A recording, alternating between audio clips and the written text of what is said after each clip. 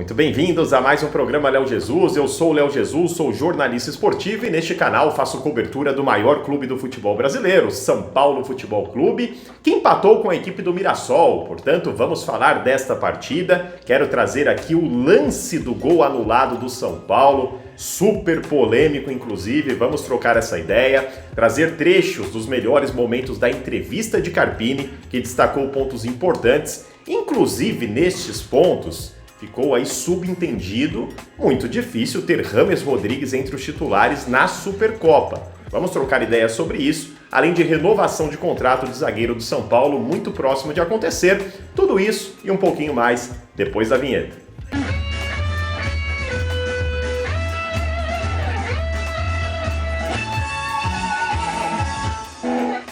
Recado rápido antes da nossa patrocinadora, roda aí. E esse vídeo é patrocinado pela PagBet. Para você que tem 18 anos ou mais, certamente uma das melhores casas de apostas que existe na internet. O que você não encontra lá é burocracia, mas os esportes estão todos por lá. Inclusive a Premier League. Vamos à sugestão da modalidade placar exato para quem é bom de palpite, ó. O jogo do City na próxima rodada, City contra Burnley. Colocando um placar de 3-0 para o City, por exemplo, tá? A cotação é de R$ 5,49 por cada real apostado, então uma simulação de aposta de R$ 100, possibilidade de retorno de 549. É claro que essa modalidade é mais arriscada, né? Que é aquele placar certeiro, mas você pode colocar lá mais conservador. Acho que o City vai ganhar, eu vou arriscar um pouco mais, zebra lá e o City perde. Ou vários outros jogos, tem Campeonato Paulista, Carioca, tudo rolando lá na PagBet. Na PagBet é o seguinte, irmão, acertou, tá pago. Repito, o link tá fixado aqui no primeiro comentário, cola lá na PagBet. PagBet, acertou, tá pago. Bacana. Bom, vamos começar então. A gente vai falar da partida, pontos positivos, pontos negativos, quem foi o Tug Life que é o melhor em campo, para quem a casa caiu, se é que alguém merece esse título aí.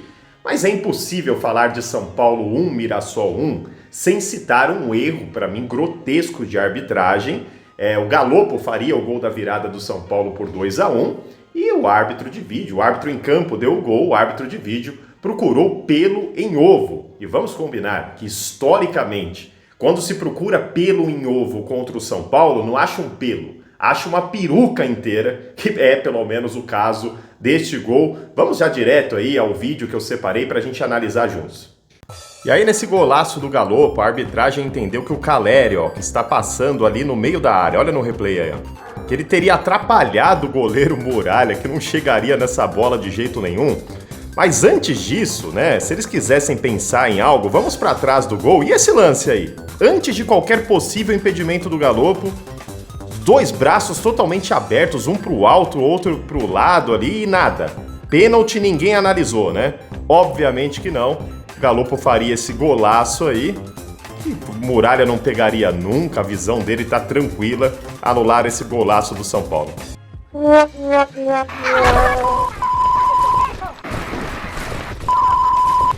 Simplesmente inacreditável, hein? O Muralha, ele não chega em nenhuma bola, o Muralha chegaria nessa daí, né?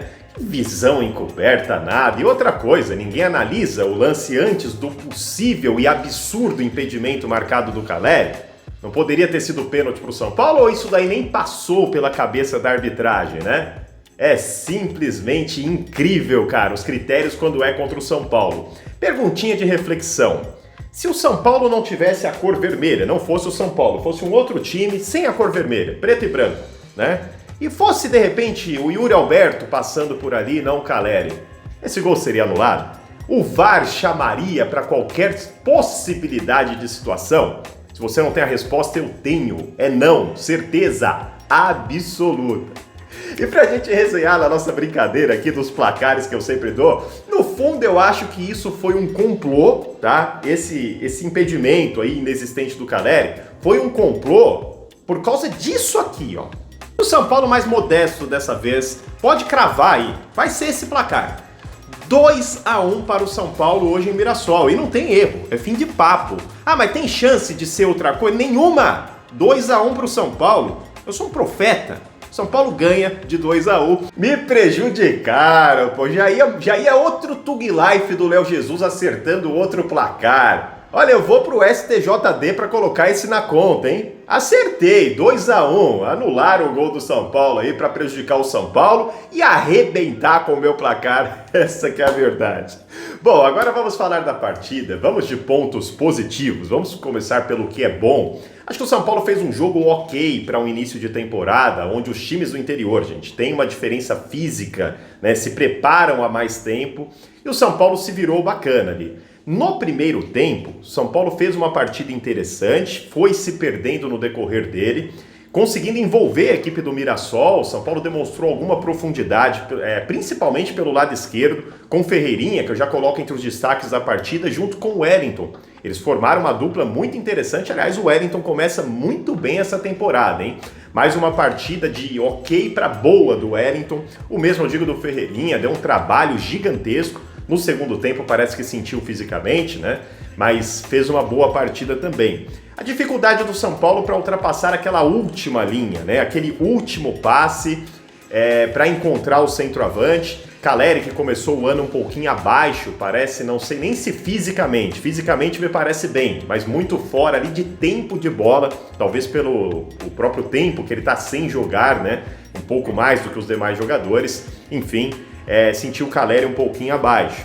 E o São Paulo, ele toma o gol do Mirassol no momento que estava melhor na partida. E depois acaba empatando no momento que estava pior, né? Coisas do futebol. São Paulo, em um erro claríssimo ali do sistema defensivo, Alan Franco ficou observando o Ferrarese, que ficou observando o Alan Franco, um fazendo oração para Santo Expedito para o cara subir, o outro para Santo Antônio, os Santos ficaram confusos, gol do Mirassol, né? E o Rafael, que ficou assistindo toda esse culto, essa missa aí, também poderia ter saído socando, enfim, todo mundo ficou esperando o amém que não veio, o amém saiu do gol do Mirassol, falha geral, individual de cada um dos três jogadores, mas do sistema em um todo. Aliás, sistema defensivo que foi muito mal, né? Eles foram mal individualmente, tanto Alan Franco quanto Ferrarese e Diego Costa fizeram a partida horrorosa de cada um deles, né? E enquanto sistema, a coisa não funcionou da maneira que o Carpini pensou. Depois ele tentou quebrar esse esquema aí de 3 zagueiros. Muita gente entendeu que o Diego Costa atuou como lateral, eu não consegui ver dessa maneira. Para mim ele atuou como um terceiro zagueiro pelo lado direito, avançando hora ou outra, mas não foi um esquema de 4-4-2, pelo menos é a maneira que eu enxerguei o time. Foi um sistema de 3 zagueiros, tá? E o sistema, de certa maneira, muito ruim, né? Esse é o destaque negativo. Aliás, tem que voltar para alguns destaques positivos, citando Ferreirinha, citando Wellington. Eu preciso falar muito da partida do Galopo, evidentemente, e do Nicão. E aqui a gente chegou no Tug Life da partida, Tug Life duplo.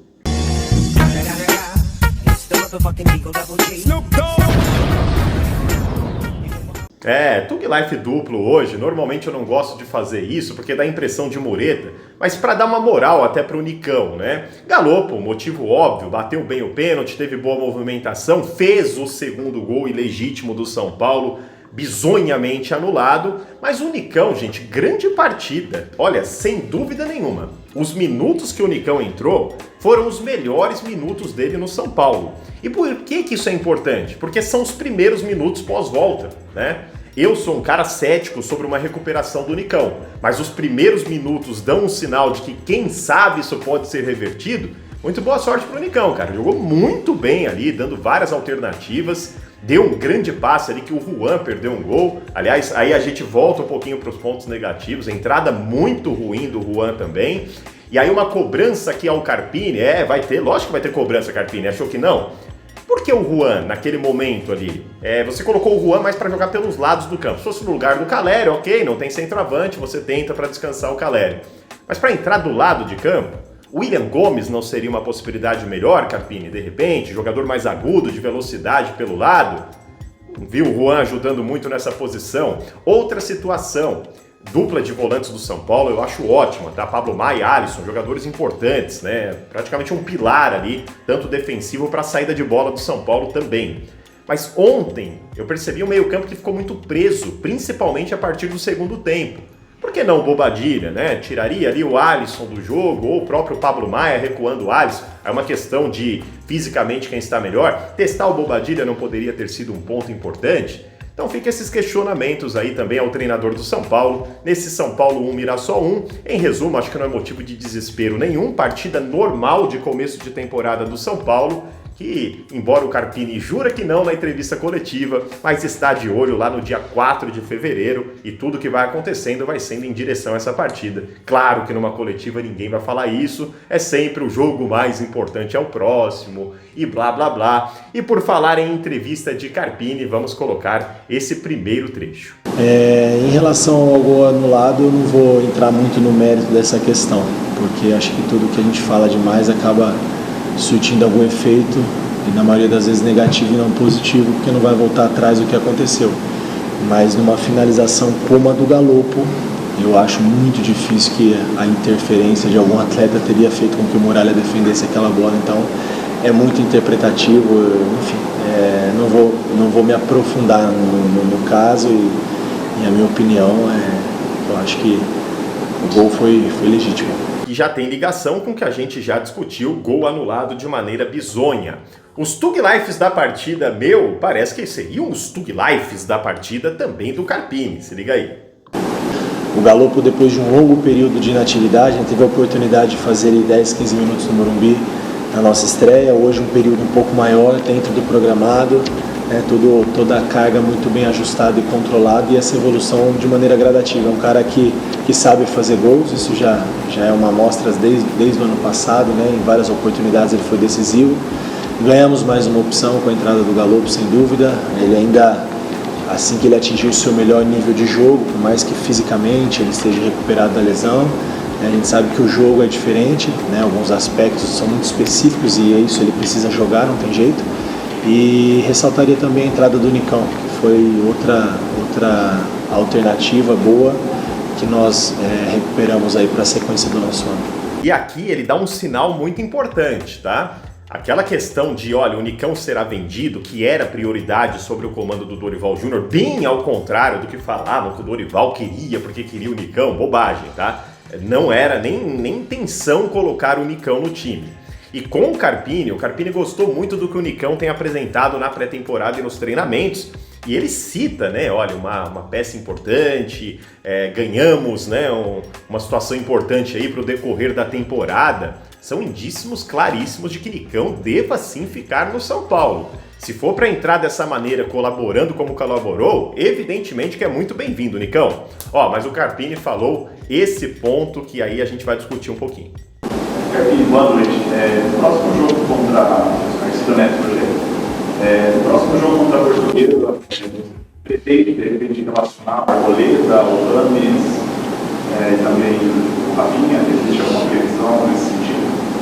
Bom, como eu disse anteriormente, a gente tem um controle de cargas e a gente está procurando seguir isso muito à risca, justamente pela quantidade de jogos e pelo elenco do São Paulo nos permitir essa rodagem no elenco, tamanha capacidade que nós temos.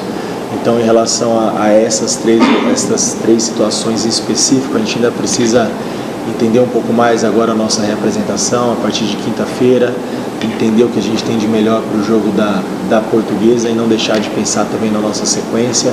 Então hoje foi um jogo que o Luciano descansou um pouco mais, o Lucas foi um pouco mais precavido, o São Paulo, em relação à situação dele, mas nada que preocupe, também está à disposição para a próxima partida. A gente vai analisar dentro do que foi programado, Vamos respeitar muito o que foi planejado internamente, isso independente do resultado, mas como eu falei na pergunta anterior, trabalhar todo esse planejamento e respeitar o que está sendo feito, conseguindo sempre somar, pontuar numa competição tão difícil, onde a gente vê o início dos clubes do interior, Eu acompanhei a rodada anterior, os jogos que fizeram, o Guarani, o Horizontino, o próprio Mirassol, então a gente sabe que o Campeonato Paulista isso é muito difícil. Ok, aqui ele não crava ninguém, sobre atuar ou não contra a Portuguesa, segue como dúvida, não tem problema. O ponto que eu quero chamar a atenção aqui em cima disso, James Rodrigues estará à disposição contra o Palmeiras, pelo menos com chance de ser titular? Eu acho muito difícil. Por quê, gente? James Rodrigues é um jogador que, para você acomodá-lo no time, você precisa adaptar algumas outras peças para que ele possa fazer, né, ou desenvolver o seu melhor futebol. E não tem problema, muitos jogadores são assim. Não é que o James quer ser estrela por causa disso, é característica do jogador. Agora você pensar em um jogo único contra a equipe do Palmeiras, imaginar um cenário onde se o James não jogar contra a Portuguesa, por exemplo, né, e fazer um grande teste aí, o teste vai ser feito em Itaquera contra o Corinthians, né? E aí depois já ir para o jogo contra o Palmeiras, vai tentar adaptar um time inteiro em uma semana.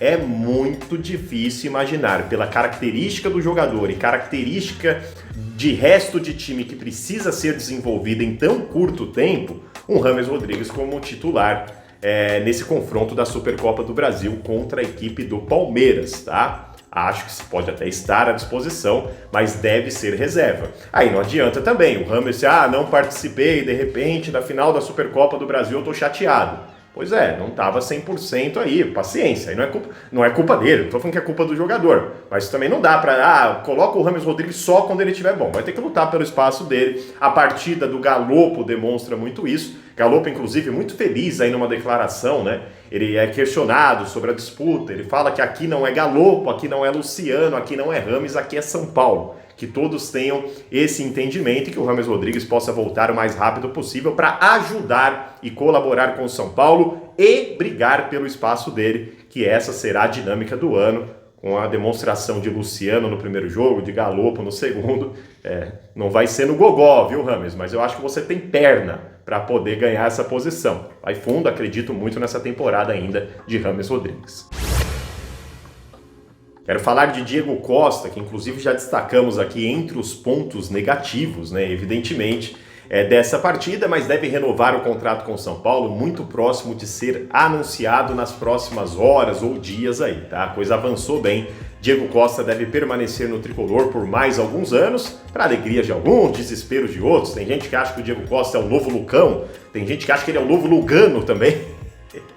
Eu tô bem longe desses dois extremos. Eu acho que é um jogador tão ruim quanto um Lucão e acho que jamais se tornará um Lugano. Realmente sou bem cético nessa situação, mas aqui é só para trazer informação sobre o Diego Costa. Aliás, gente, não destaquei, mas é preciso, tá? O Igor Vinícius, que entrou no segundo tempo, ali eu já não sei também, acho que cabe ao Mirassol reclamar de uma possível falta. Ele rouba a bola, ele pega primeiro o pé do jogador, não sei, aquele último lance da partida, onde o São Paulo vai desesperadamente para tentar fazer o segundo gol, e ele, enfim, tirando com falta ou não, e aí cabe sim a torcida do Mirassol reclamar se for o caso, mas ele deu um gás ali, voltando agora e salvou um gol do Mirassol, ou seja, evitou uma derrota do São Paulo Futebol Clube. Acho que vale o destaque neste ponto também.